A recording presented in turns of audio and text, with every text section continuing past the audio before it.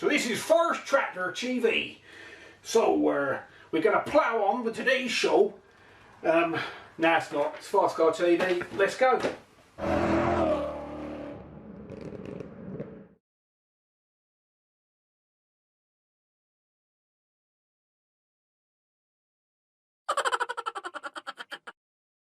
Right guys, so now we're going to do the masturbate and we're actually going to talk about the future, I think. Scary, because obviously we're in kind of scary times at the minute with the old COVID. God, what's going to be? Keep your distance. That's it, 2 metres. What's in store, where we think Modifying's going? I'll tell you one of the things I'd like to know is that the manufacturers seem to be getting ever better at producing these flagship cars. They're even buying in kind of niche brands to become their kind of official tuner division. And where does that leave the independent guy? Where does that leave the scope for individual expression and ingenuity? Yeah, a lot of the manufacturers are using aftermarket companies to upspec their cars.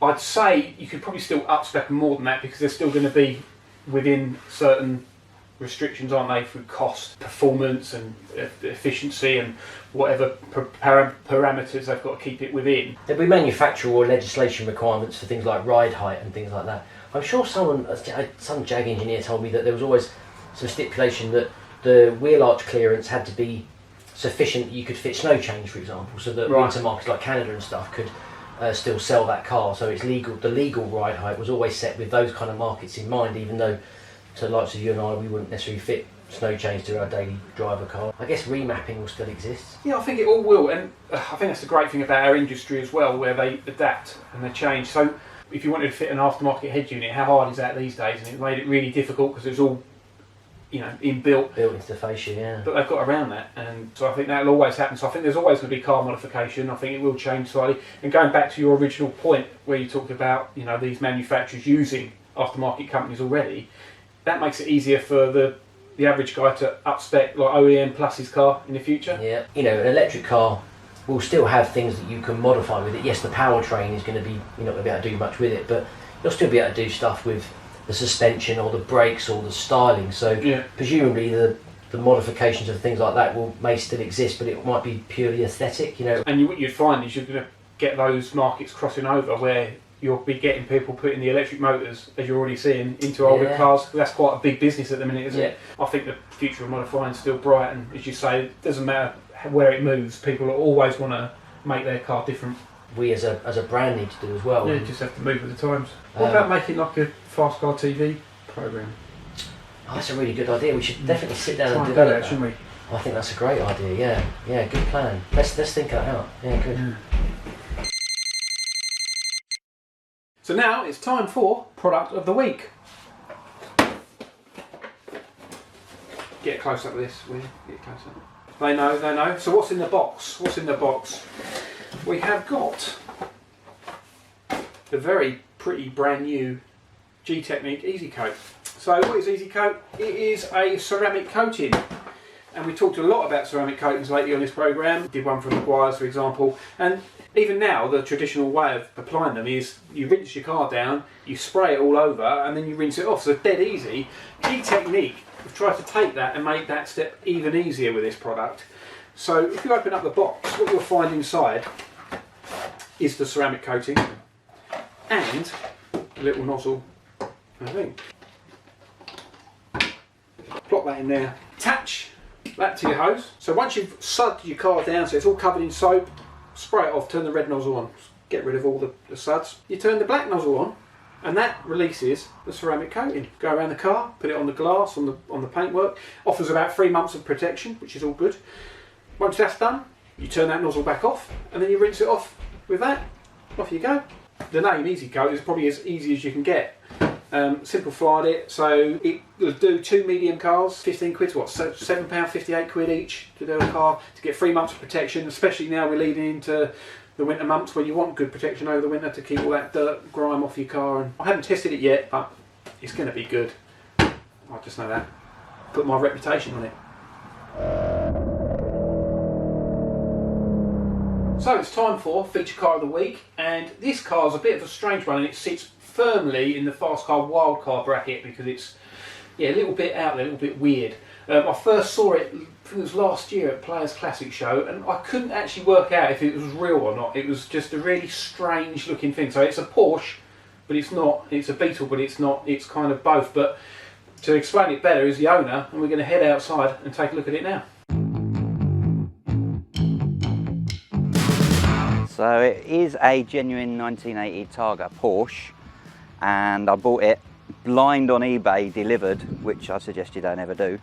And it came with full running gear, so it had a Pinto under the bonnet, Type 9 gearbox, Escort rear axle, Capri front struts, built in a college I'm told, and when we turned the steering wheel it lifted one wheel off the floor, so geometry was pretty pants. So that all had to go, and I'm a bit of a Volkswagen head, so we cut the whole bottom of the car out, bought a 1969 Beetle, took the whole body off, new pans, and then dropped this body over that and made up the difference. Beetle, believe it or not, is 7.5 inches longer than a Porsche. Weld it all together, and that's where it's at really. It was martinied and looking quite neat, then we attacked it with Brillo pads and black aerosol paint and made it look worn out. Then on lockdown, another 79 quid worth of graffiti paint, I've got another car.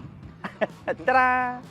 But it will change again, because it can. It's a ratty-tatty car and you can do what you want. That's the joys of a cheap build. Obviously, I've got my JVC speakers where my rev counters and clocks and whatever should be. Doesn't warrant any of that being a Beetle, so it's got the centre clock that does all. Managed to get some seats out of a 911 electric because a cat had attacked them. The type of car it is doesn't matter, so they're fine for my car. Air ride is very crude, as you just saw. I have to push a key in a valve, and the fronts are separate to the rears, and then I've just got a tyre pump in there to pump them back. I call it a Porsche because it is a Beetle with a Porsche body. I mean, it is genuine Targa. The whole centre is metal. It's got wide arch fiberglass wings, front and rear. The only reason there's a supercharger on there is because I wanted it to whine, and I didn't want people to know it was a Beetle, so I thought I'll have this really nice whine coming out of the boot when I roll into the meets, and they'd be like, oh my god, it's a supercharged Porsche. It's a supercharger that doesn't make any whine. It's off of a little Subaru truck, I'm told, and I just made up some brackets, chucked the stock carb on it, made the manifolds and put it on my normal dynamo belt, and it actually, I reckon it's doubled my power of my Beetle, but it doesn't whine, and that was the whole point. Roll cage was in it, probably weighs more than the rest of the car, I'm thinking. It is so thick. When we cut, there was a bar across the front that I had to cut out, and it's all crisscrossing the roof as well. The roof does come off, but I don't like the look with the roof off. That's my favourite vans. I just can't let them go. The soles gave out. The rubber gator on there was worn right through, and I thought, do you know what? I'll do a drink holder and cover the handbrake. But it's just ongoing, really. I do want to put a rotary in the back of it. That's my long-term goal with it. I think I'm going to go sort of look like it's done a 24-hour session through some dirt and grub. So next time you see it, I think it might be looking a bit different again.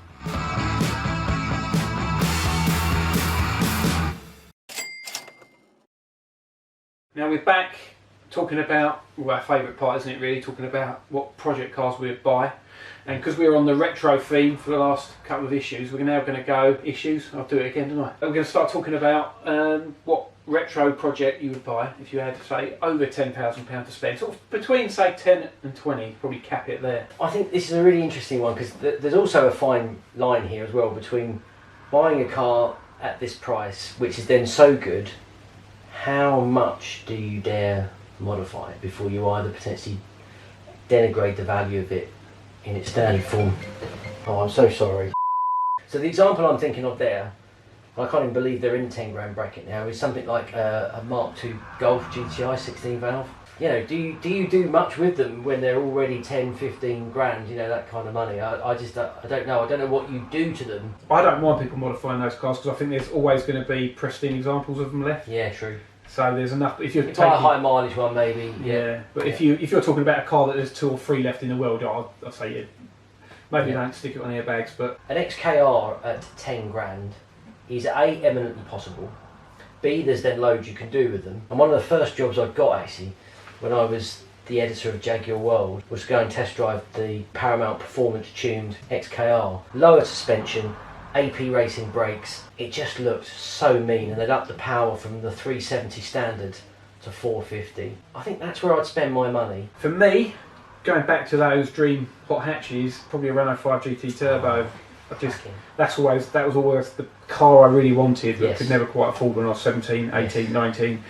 And I really wish I bought one when I was about 25, 26, because you'd probably get them for $3-4 grand. Yeah. And now you're looking 10 grand upwards. A Renault 5 Raider in that blue. That's what I'd love. Maybe another one in that bracket, maybe a Porsche 996. Again, they're starting to go up now, but you could probably get a really, really tasty one for about 15, 16 grand. 996 Porsche versus Jaguar XKR would be a great little shootout. Yeah. Have we got money in the budget to buy a couple of those? Let me just see. I might have to sell a Go back to the 2 grand. Yeah, get what can get for 2 grand. Yeah. So their final answer is XKR. Jaguar XKR. I'm going to choose a Renault 5 GT Turbo over a Porsche 996. Good choice. That wraps us up for another week. Hope to see you again soon. Ta-da. Ta-da.